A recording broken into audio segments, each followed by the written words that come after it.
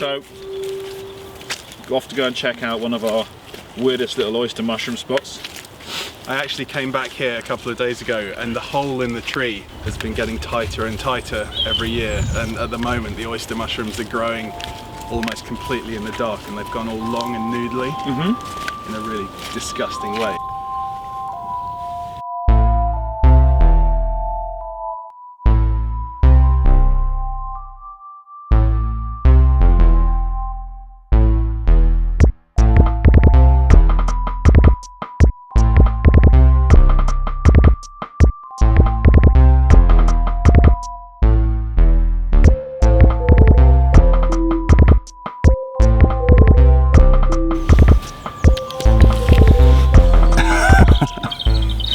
Yeah, help me smell those mushrooms out, P.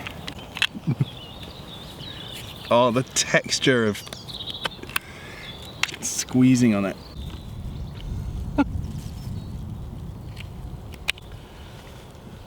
Oh, it looks good. Oh, that is a money shot right there, look at that. Out she comes. Oh, here. Stick her in there. This is going to be quite an operation, isn't it?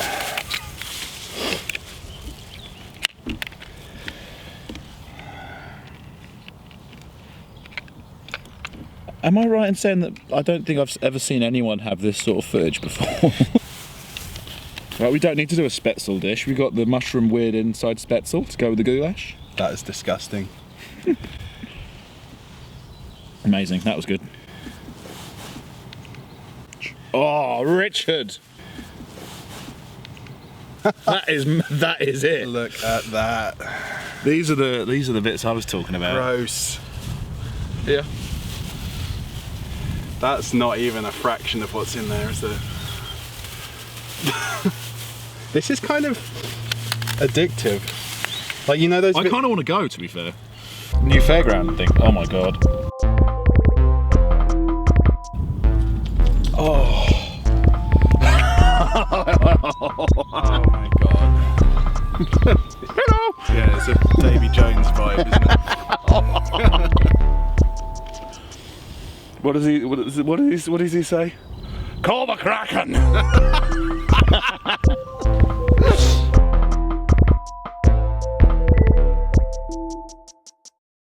That's a bit wet. This is what I was saying earlier. This is a velvet shank grown in the wild. This one's a bit past it. But as you can see, it gets quite big in the cap, orange in colour. If you compare it to this Tesco's finest selection of mushrooms, this one here, these enoki that you might recognise from your Asian dish, this is the exact same species as velvet shank. And the way they do it is they grow them in the dark, quite hot, and so instead of spreading out like this as they would do in the wild, the mushrooms use all their energy trying to find their way into the light and the outside world.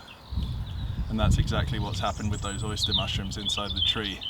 So yeah, it's basically like a German noodle, yeah, that's what they call it. So instead of noodles, we're going to have forced oyster stems grown in the dark in an old hornet's nest. Yeah, yeah, and so the spätzle that we do, we drop it straight through a colander, so actually rather than getting the small droplets, we tend to get more worm-like, so that looks pretty cool. Well, yeah, if this is anything, it's worm-like, isn't it? Yeah, it's scary shit.